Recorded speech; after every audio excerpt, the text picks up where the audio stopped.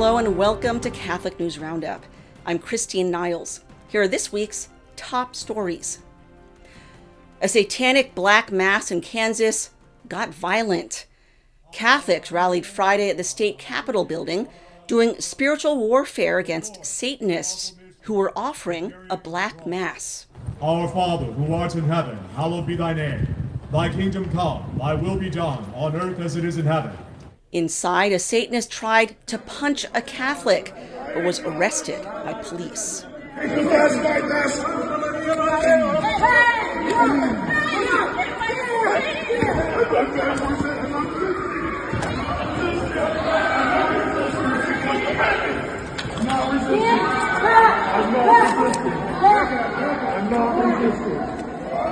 am not resisting. Catholics and Protestants turned out in force to make reparation against the blasphemy. According to one eyewitness, Protestants tried to break the police line and grab the sacred host when the Satanists were trying to desecrate it. In better news, a miracle is being ascribed to the intercession of Cardinal George Pell. A U.S. toddler fell into a swimming pool and stopped breathing for 52 minutes. His mother's brother, a priest, contacted his friend in Rome, who was Pell's former secretary, seeking prayers to Cardinal Pell. After his parents also prayed to the Australian prelate, the 15-month-old revived. What's more, he suffered no damage to his brain, lungs, or heart.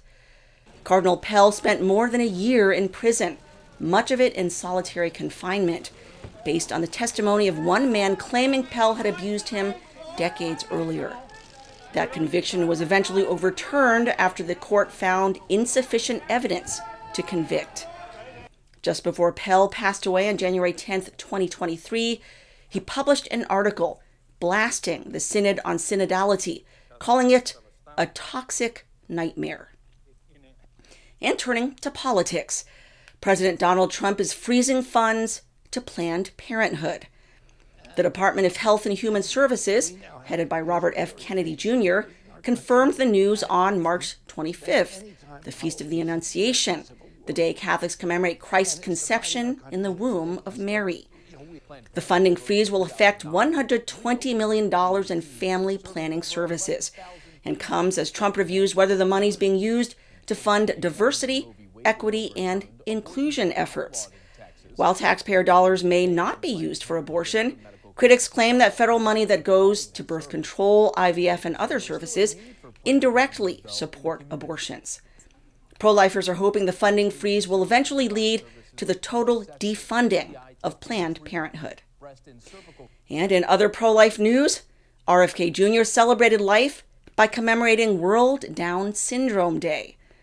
On March 21st, he aired a video honoring children with Down syndrome. These children are such a joy.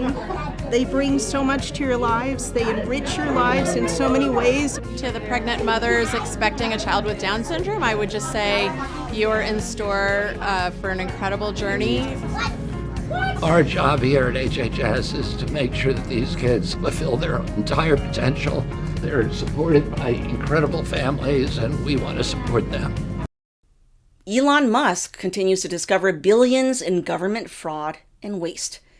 In a new interview with Fox News' Bret Baier, the head of the Department of Government Efficiency, or DOGE, opened up about his work cleaning up the government. For you, what's the most astonishing thing you've found out in this process? The sheer amount of waste and fraud in the government. It is astonishing. It's mind-blowing. We routinely encounter wastes of $1 billion or more. Casually. For example, like the simple survey that was literally 10-question survey that you could do with SurveyMonkey, cost you about $10,000, was the government was being charged almost $1 billion for that. For just the survey? $1 billion for a simple online survey, do you like the national park? And then there appeared to be no feedback loop for what would be done with that survey. So the survey would just go into nothing. It was like insane. DOGE is also shooting down claims that they're trying to take away Social Security. At Social Security, one of the first things we learned is that they get phone calls every day of people trying to change direct deposit information. So when you want to change your bank account, you can call Social Security. We learned 40% of the phone calls that they get are from fraudsters. 40%? That's right. Almost half. Yes, and they steal people's Social Security is what happens. Is they call in, they say, they claim to be a retiree, then they convince the Social Security person on the phone to change where the money's flowing. It actually goes to some fraudster. This is happening all day, every day. And then somebody doesn't receive their Social Security. It's because of all the fraud loopholes in the Social Security system. How do you reassure people that what you all are doing is not going to affect their benefits? No, in fact, what we're doing will help their benefits. Legitimate people, as a result of the work of DOGE, will receive more Social Security, not less. I want to emphasize that. As a result of the work of DOGE, legitimate recipients of Social Security will receive more money, not less money. And in the Middle East, thousands of Gazans are risking their lives by protesting Hamas. While Gazans originally elected Hamas to power, the overwhelming destruction and suffering from Israel's bombing campaigns have led to widespread anger against Hamas.